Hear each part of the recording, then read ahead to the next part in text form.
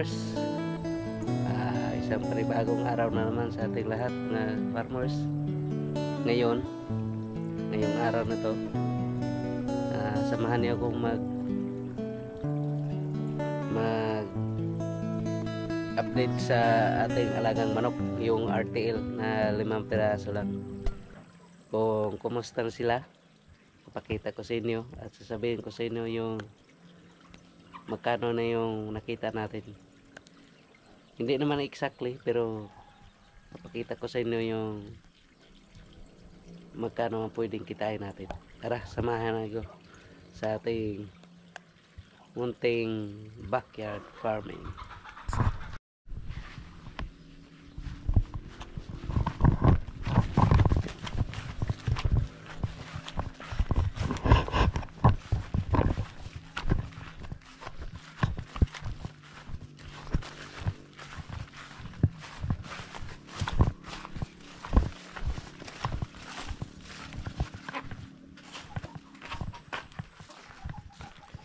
Ito yung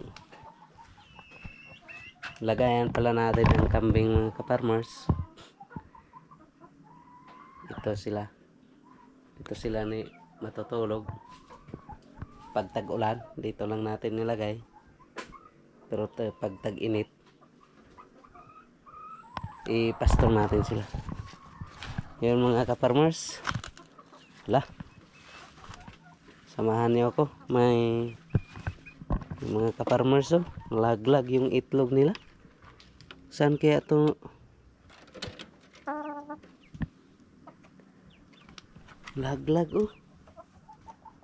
Buti na lang hindi na sira. Butas na siguro tong lagayan natin. Oo nga, butas na.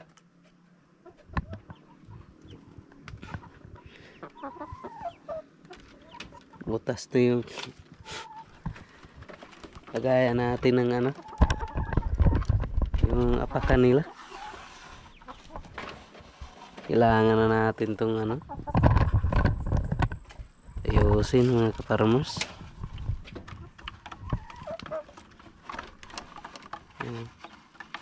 Makain sila. Saka yung iba, yung dalawa dito, may itlog na rin dito.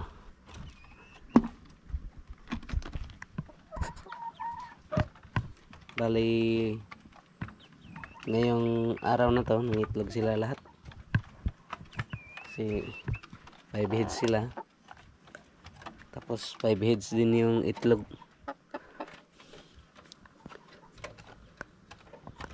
Sira nga yung lagayan. Yung nila ng itlog. Sira na yung screen.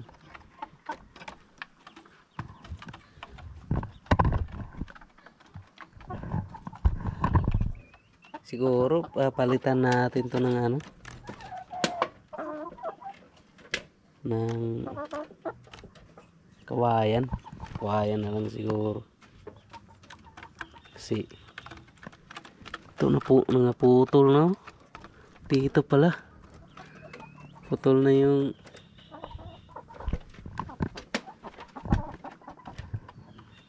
ayusin natin ito, mga ka-farmers.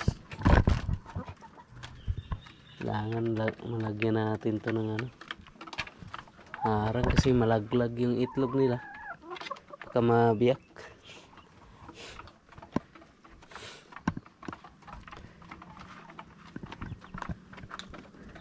Yan dito, mga ka-farmers, sa aking alagang manok. Ay baka natanong ni kung may kita rin ating alaga dito. Kahit 5 piraso lang sila, may kita naman tayo kahit paano araw-araw, kasi nabibinta din natin to ng tag 10 piso bawat isa, kasi backyard lang. Saka may muntitindahan din kami dito. Sari-sari. Hindi na kami bumibili ng itlog sa sa ibang tindahan kasi pag doon bumibili may tag 280 yung tray, saka yung iba may 290, hindi parehas. Kaya mas mainam na dito na lang kasi araw-araw naman nangingitlog sila. Kaya subukan natin paramihin to mga ka-farmers kasi kita ko na maganda namang resulta na mag-alaga tayo ng ganitong klaseng mga manok RTL. Tingnan mo,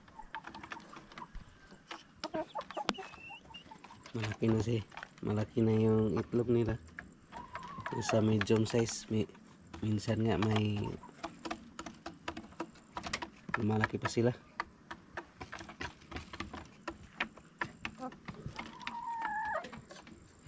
Harvestin natin ito mga ka-farmers, ayusin muna natin itong nasira dito pa rin nasira,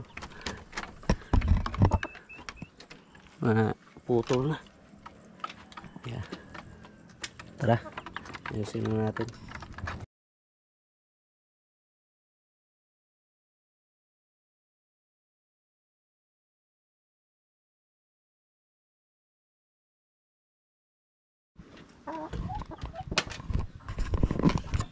Yung mga ka-farmers,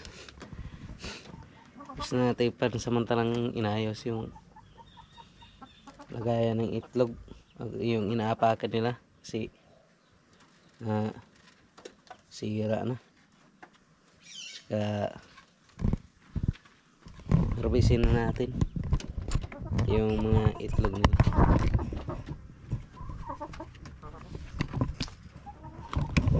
Ng mga ka-farmers,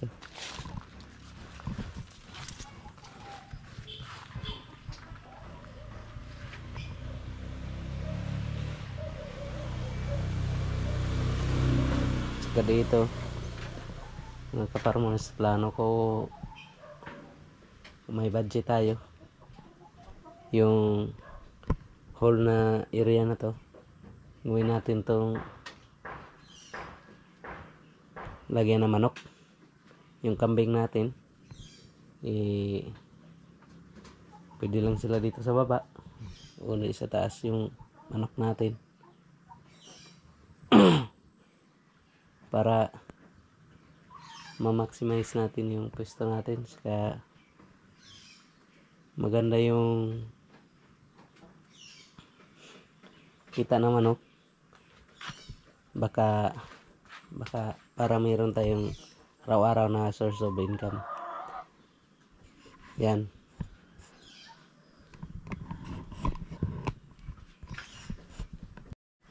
So ngayong araw mga ka-farmers, yun lang muna yung i-update ko sa inyo sa ating alagang manok, saka ano yung plano sa ating backyard farming ng RTL.